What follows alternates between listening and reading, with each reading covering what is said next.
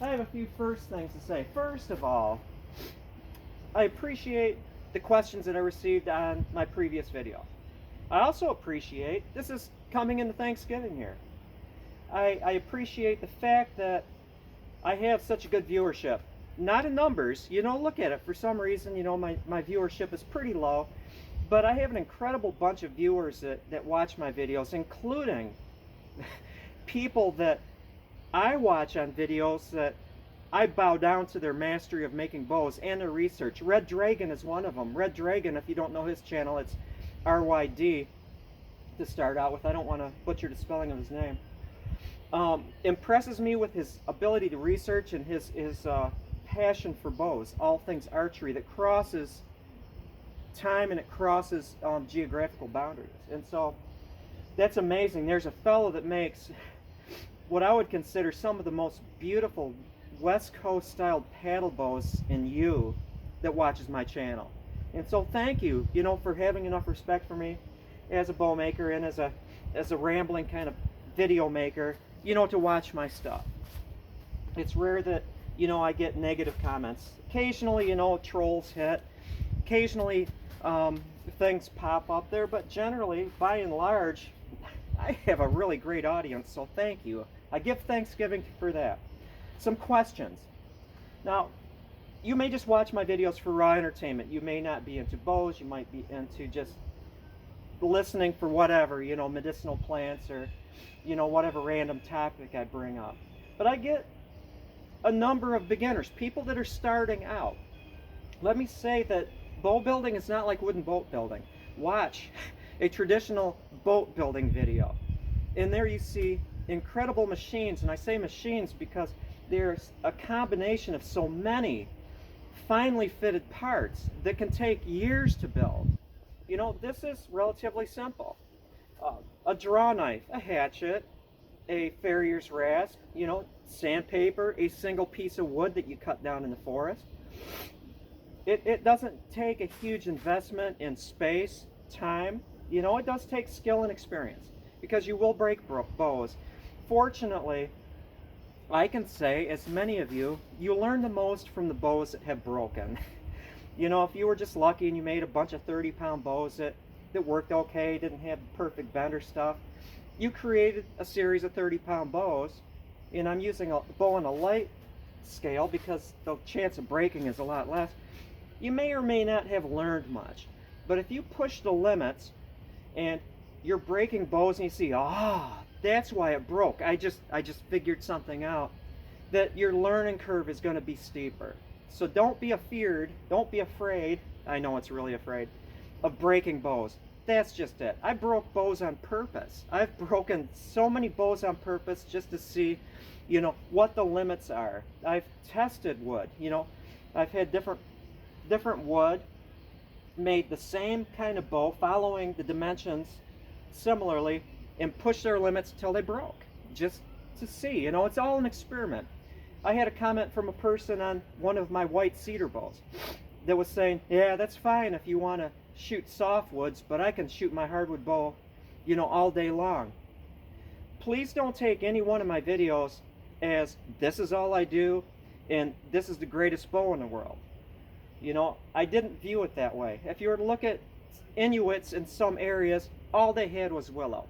If you look at the Mojaves, sometimes all they had was cottonwood, not considered good bow woods. Mesquite, the Apaches, which is a very hard wood, but it's unusual. Varieties of cypress, which, by the way, let's get into that whole white cedar juniper thing. They're all in the cypress family. So different people, different places. Some people only had compression pine to use, or spruce. In the ice age conditions of Europe, they didn't have Osage orange. They had to use either spruce or pine or whatever they had. And so I view it as that. Any one of my bow videos is not an end unto itself. All it is just me experimenting with stuff. And so I can say with utter certainty that white cedar or any other wood that might not be the best of wood, but I wanted to see if I made a bow out of it. Yes, I've made bows just out of lumberyard fir and pine. that work. There's a maximum you can get before you get outlandishly wide limbs, but you know, have some fun with it. If you're an experienced bowyer and you've got some bows under your belt and you've got a few in the corner and it's not necessary that this next bow is going to be your #1 bow, have some fun, goof around, cut some fur or something like that, make greenwood bows. Experiment with, like what I was thinking, is setting up a steam chamber or a steam bag or whatever it is, a steam box. They're all valid. And make a greenwood bow and see if you can steam dry it. You know, get it right down to the 9% or so moisture level by steaming within a few hours. Okay, let's answer probably the easiest question that I received on that first video on this one yesterday. It's like, where can I get this backing? Let's get a close-up of this so you can truly see how accurate this is representing rattlesnake in cloth, and then there's sinew wrap on the tips.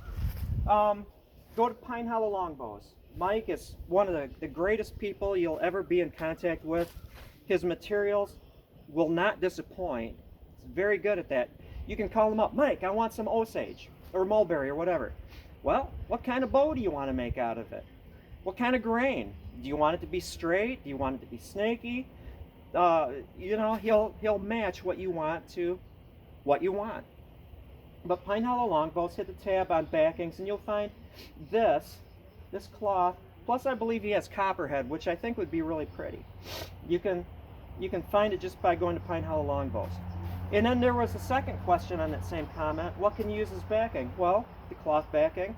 You can use real rattlesnake. It's not going to add greatly to the strength. It might keep some growth rings down, you know, if you violated some growth rings, but generally it's for looks. It's a good cover over sinew. Sinew, rawhide, which adds a great deal of strength. You know, it varies in thickness, but generally speaking, rawhide will make a bow bulletproof. You could use camouflage print cloth that you just picked up at Joann Fabrics. You can use hemp string that you just lay side by side. Whatever you can think of, you can back with it. You could have two strips of birch bark. It would take an incredibly long or big diameter tree to go from end to end. Just join them at the center. You can back stuff with cherry bark, birch bark. You know, there's a variety of things you can use. And again, experiment. You know, that one bow you're making is not going to be the last one you made, hopefully. So just, you know, go for it. Do you need to back board bows? No. No, you do not. This one down here came from the same board as this. It came with the same board that I made #2 paddle bow out of. There's another one in the house. And it just so happened that this board, perfectly good grain. And you know, this was the one board out of this entire big pile at Home Despot that I looked through. That on the side, it had bias ring. In the center, single growth ring, although it does pinch off here in the center, which isn't like one of the worst spots for it to do, but reasonable expectations will make this a good bow. I'll get into reasonable expectations. And then this one has a corresponding one, and both of the bias ring go from tip to tip. Beautiful grain. So that's what you're looking for. With the bias ring bow, I would say that this would produce a heavier unbacked bow than this one. It'll also produce a stiffer bow than this one, because as you start tipping the growth rings up, you're going to get a certain stiffness. It's going to increase in stiffness. What are the angles you're looking for? Well, let's say that you found a board end to end, and you saw that the growth rings are 90 degrees to the face of the bow. Quarter sawn, right through the center of the tree, quarter sawn. That's not entirely true, but you kind of get the idea how you can get those growth rings. Shun that. Do not use quarter sawn wood. Look at this thinness right here. You're going to have contact area between the growth rings, first of all, that are smaller than if they're tipped. You're also going to get a chance that on a bow that has a change in width through here, that it could just chip right off. That's not good. And so go for from 0 up to 90, straight up and down, 30 to 45 degrees. This would make an excellent unbacked bow. I would have confidence in this paddle bow being unbacked 55 pounds at 29 inches of draw. It could survive that. because the grain is right. This one right here, flat sawn, I chose this for this bow style because I did make it so the growth rings, the back would be on the outside of the growth ring. I could have had the opposite here, but when this is finished off, you're not going to be able to tell that this wasn't a growth ring bow because it's going to have those V's running down, you know, that you'd see in a natural growth ring bow. It's going to be backed. Both these are going to be backed with rawhide, a good backing material, simply because they're going to be sold. I'm going to throw them out in the universe, and I don't know whether or not the people that buy them, chances are not, will try to brace them at 9 inches. Or they're going to have friends that are going to grab them and try to draw them back to 36 inches to show how strong they are. It's happened. And with the rawhide here, they would survive that. The bow material might degrade over time if it's abused like that. You don't gain string follow that wasn't necessary, but they're not going to blow up in somebody's faces. They will be safe. One reason, there was a question or comment, you know, I've made several bows, board bows, and they broke. What could happen? Well, first of all, you may not have chosen a very good pattern of growth rings.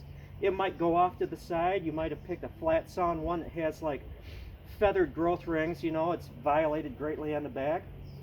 It could be that that particular tree, and when I buy them, you know, I can tell whether or not that board has a decent density or not. It could have been a sick tree.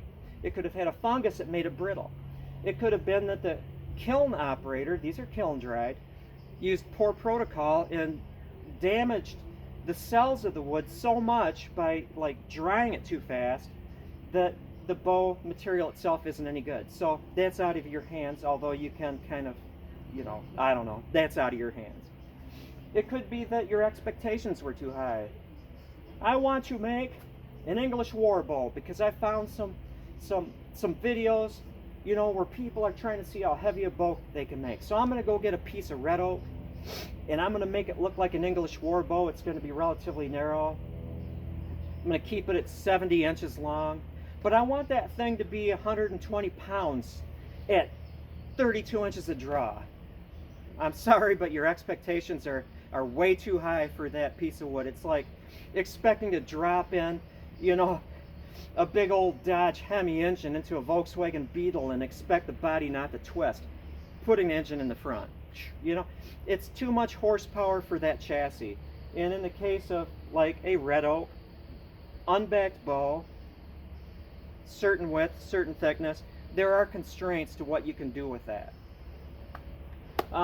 As far as like red oak itself,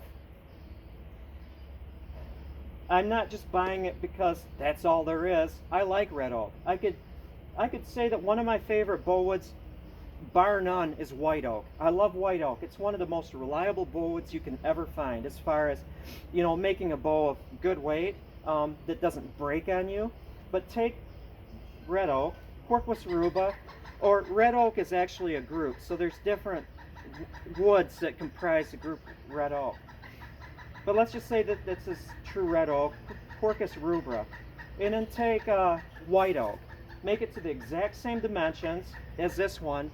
The white oak bow is going to be 10 pounds heavier. It's just a stiffer wood. And so I like red oak because I can get it down. You know, some people have a hard time making bows heavy. I have the opposite problem, and I think that people that make a lot of bows also have this because their tailoring is good, the designs are good, and so that's not a limiting factor. Is that it's hard to get a bow down to, you know, the weight, like 45, 50-pound bow, and it would be hard to make one of these things harder for me in white oak because I would be doing a lot more sanding. So I like red oak. It's a good, reliable wood. It's readily available. You can find it with good growth ring patterns. It's a nice wood. It's a reasonable price, $15 in wood for each one of these things, which, you know, compared to 20 years ago, that's pretty expensive, but $15 for a bow isn't bad. Okay, it could also fail because of design, and that is relatively unnecessary. Let's just take it. You want to have a 28-inch bow, 50 pounds, reasonable expectations. mark it off at 68 inches. It could be 66, you know, but let's make it a little more reliable. Let's overbuild a little bit and add a couple inches of length. You could go even further, 70 inches. It'll overbuild it more. It'll make it more reliable as far as braking. It'll slow it down a little bit. 68 inches. Let's say that the maximum width of the limbs is going to be 2 inches. That's good. Red oak, you know, 50-pound bow, 2 inches wide. That's right in the realm of possibilities. And I'm going to just mark it, not a snaky bow, but just straight. First, you know, make a tick mark at the tip, this tip, and then center of a handle, and have it so your bow is lined up through the center of the handle through the tips. 2 inches, you know, through the first 2/3 of the limb, there and abouts. You know, it doesn't need to be perfect. And then taper it, just a straight taper, to 3/4 of an inch. Find the center. I always have a line through here and an X that marks center. And 3 inches on either side.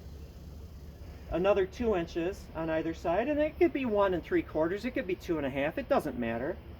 And then make a nice smooth curve on either side of that. You have laid out your bow. On this direction, you want to carry the thickness beyond where it reaches the maximum. I've seen some people make bows and they screw up because they've thinned it too much, and you've got this little non-area of wood here. But if you were to do that, your chances are pretty good of making that bow. All that's left is execution. You know, making sure that it doesn't have a hinge or it just bends just in a couple inches here and then it's straight through here. This bow actually has a curve all the way to the tips. So I've distributed that bend all the way through there. You could carry it on. Do not listen to me as far as information now. You can just listen, because it's going to get too much. You can figure that there's going to be a slight taper here. The thinner the wood, the less physical movement per a given bend radius there will be along the surface and into that layer a little bit. And so you might say, well, I want to have the exact same movement change of dimension because of tension and compression throughout the entire bending portion, and because it's getting a little thin here, that will result in a parabolic curve and not a circular curve. Again, think about that tomorrow. But that's it. Hopefully I answered some questions for you. If you notice that it's beveled here and here, I've begun the process of rounding both of these things. I like to see, and my eyes can pick up the width of this bevel really well, so I know that I have beveled that accurately. Bevel number 1.